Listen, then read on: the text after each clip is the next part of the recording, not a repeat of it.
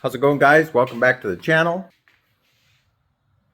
Today we're going to be working on the 19, what? We're working on the 2023 Norden 901 standard, which has been converted to an expedition by purchasing all the parts that are on an expedition or purchasing parts that are greater than on an expedition. So yeah, we've built this bike up from a standard to the expedition model and above that. And today I wanted to take it a bit further, just a tiny little bit further.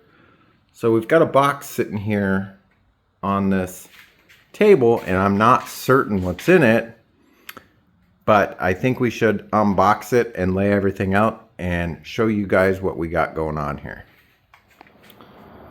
Well, some of you might know what's going on here. Some of you might recognize that logo. And as we zoom back or pan back, you might have an idea of what's happening here.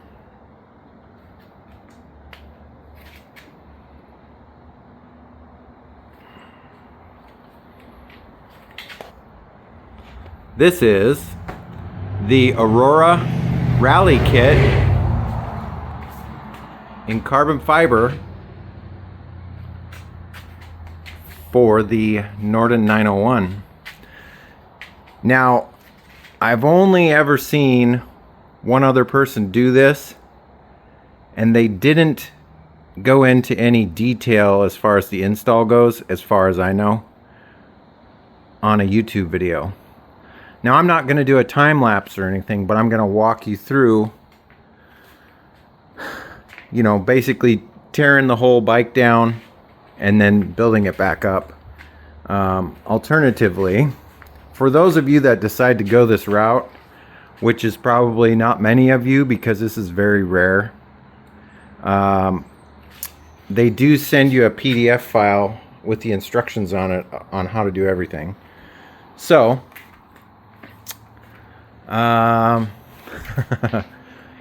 yeah, this is going to be the biggest mod that I've ever done on any bike that I've ever owned to date.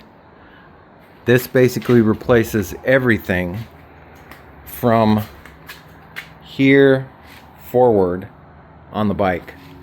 None of this is going to exist except for the TFT. The Garmin Zumo XT I will pull off and probably put on Facebook Marketplace for sale, along with the Moto Pumps mount, because in addition to that, I also have the Carpe Eater setup that I need to install on this. This comes with this is a rally kit that comes with the nav tower, and look at the detail that they've put into this. I mean, as far as CNC work goes, they didn't just like cut out all the pieces. They went above and beyond and like cut out little relief cuts in it, detail cuts. This thing is gorgeous. I haven't unwrapped everything else yet, and I will when I get to that point. But for right now, the goal is to get all of those parts off and in that box for storage, and then we'll have a blank slate to work with. So let's get started. Well, moving right along, we got quite a few pieces in the box. One thing I wanted to mention to you guys is as you're going through here, some of these harnesses, there's quite a few of them on the Norden. Not a ton, but it's just helpful if you go through and just label stuff as you're taking it apart so you remember where it goes. Because some of this stuff is not going to make any sense to you whatsoever when you go through and you try to get everything hooked back up. So for me anyways, it's going to be easier to put it back together if I know where everything goes. Now, something obvious like the headlight harness or the TFT harness, you aren't going to have to worry about that, but like this is for the GPS and all that stuff. But anyways, we're going to keep moving forward. So as far as I can tell from the instructions here,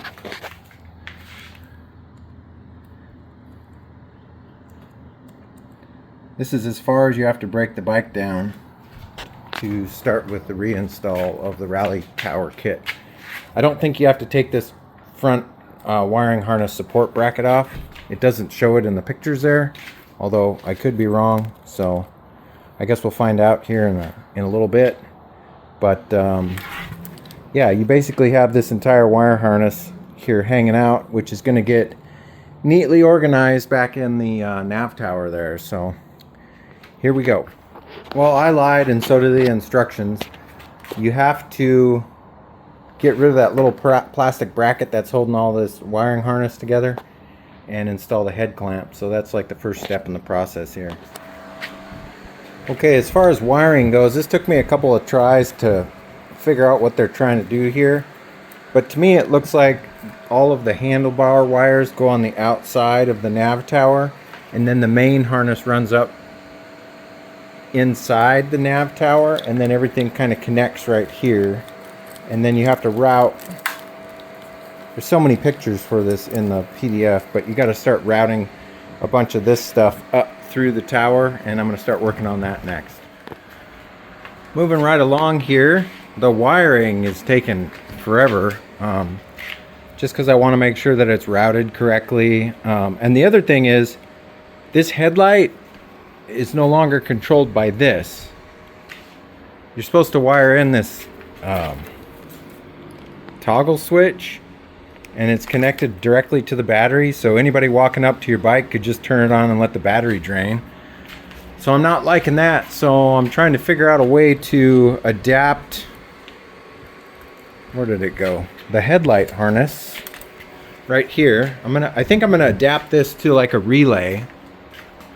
I've got a 40 amp relay sitting here that I can put in between all of this and then still use the headlight, the normal headlight switch for high beam.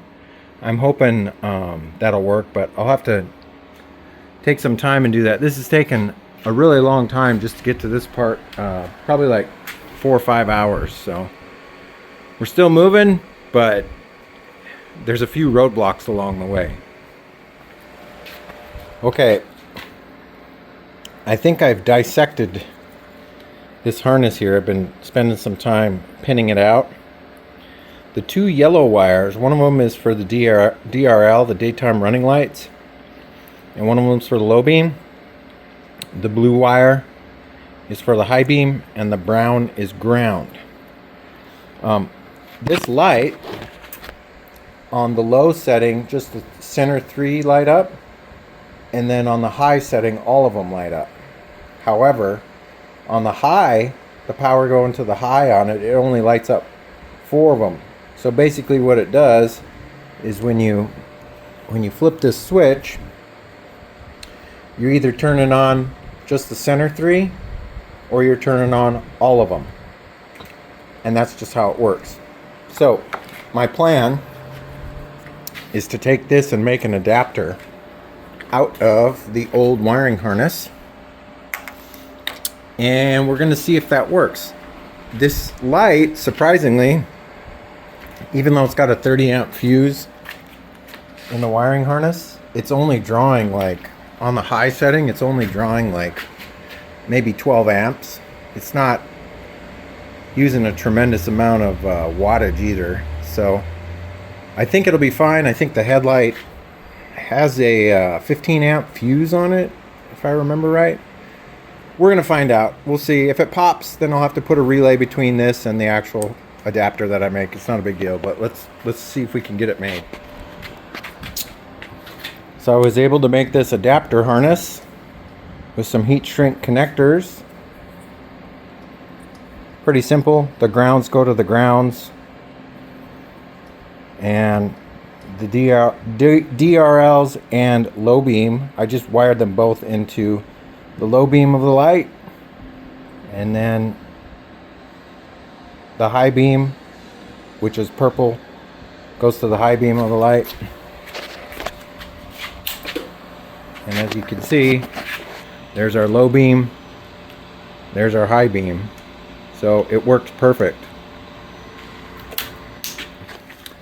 Okay, we are at the point now where we're starting to put all of the fairings and panels on. I am not very good at decals, but these were not too bad. There's a couple bubbles in some of them. I even used my trusty roller and laid them down just a little bit at a time. But I did get a couple bubbles, but other than that, they didn't turn out too bad. And if I didn't tell you where they were at, you'd never know.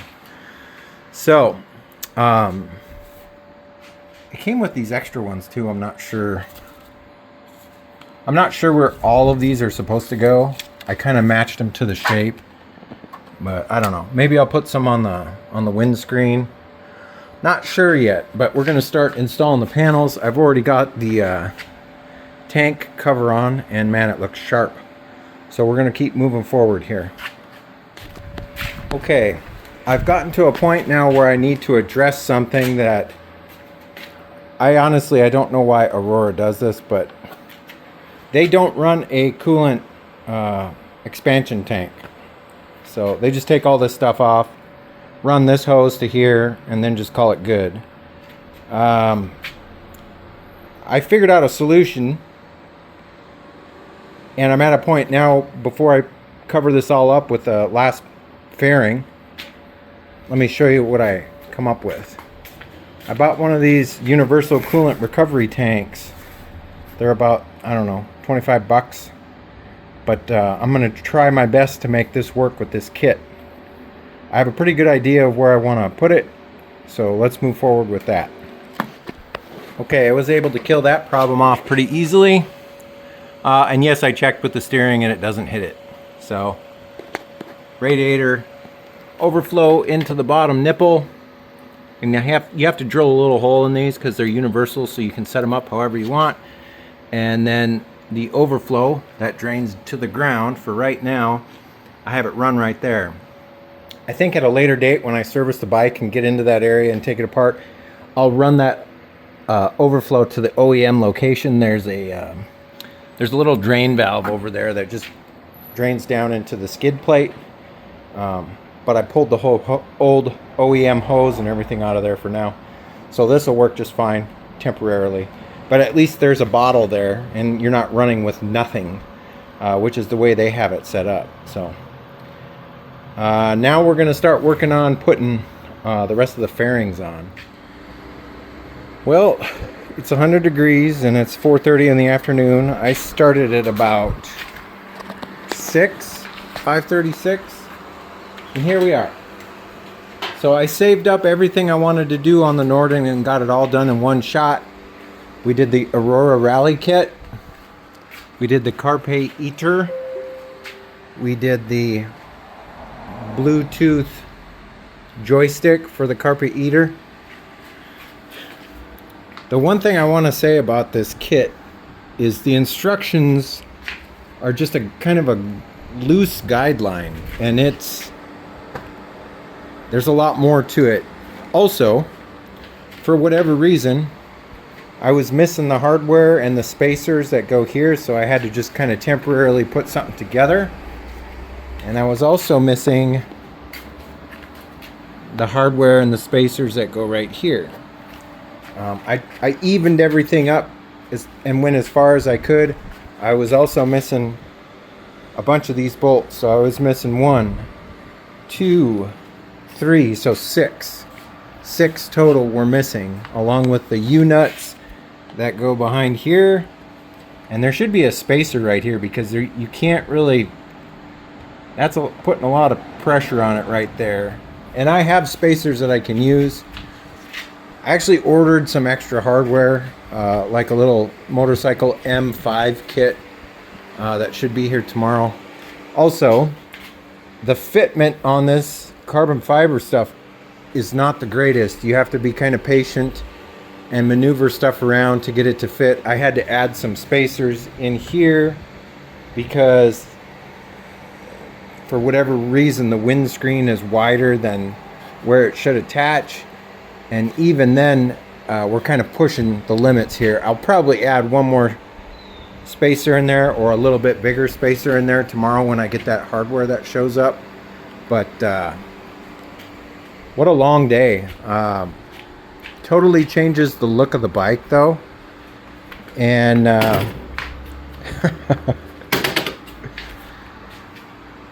what a nice modification. One of the main reasons I wanted to do this was because of this tower. Normally you're looking down here at your TFT, and now I've got this, and I've got all this adjustability. Like, look at all these adjustments that you can do on here. You can move this thing forward, tilt it back, move it up. I mean, this is a well thought out nav tower. So the other cool thing is that this Denali headlight, they're currently working on the D7 Pro DOT, because this, in actuality, this thing is not DOT legal. It doesn't have a cutoff line on it. But I seriously doubt anybody's ever going to pull you over because your headlight is bright. I mean, I've seen some pretty bright headlights on motorcycles, so I don't think that's going to be an issue. But I've still got some stickers left over, and then I got all this random hardware with it. These spacers might be for the panel that I'm talking about, but I definitely don't have any more U-bolts. And then it came with Tessa tape. I'm assuming what they wanted you to do is wrap all of your wires up in that stuff, and it makes an ungodly mess. So you better make sure that if you're going to use that Tessa tape, that everything you have is the way you want it, because it's hard as heck to get that stuff off. But yeah, totally different view now looking from the cockpit. And I bet you there's a lot more airflow for the hot summer days. So pretty excited about that. But I think that's probably going to be it for this episode, guys. If you like this episode, give me a thumbs up. If you're not subscribed yet, I'd love to have you as a subscriber. As always, you're going to want to stay tuned. There's plenty more to come on this channel. But other than that, I hope you guys are staying safe, taking care of each other. And as always, I will catch you next time. See you later. Bye-bye.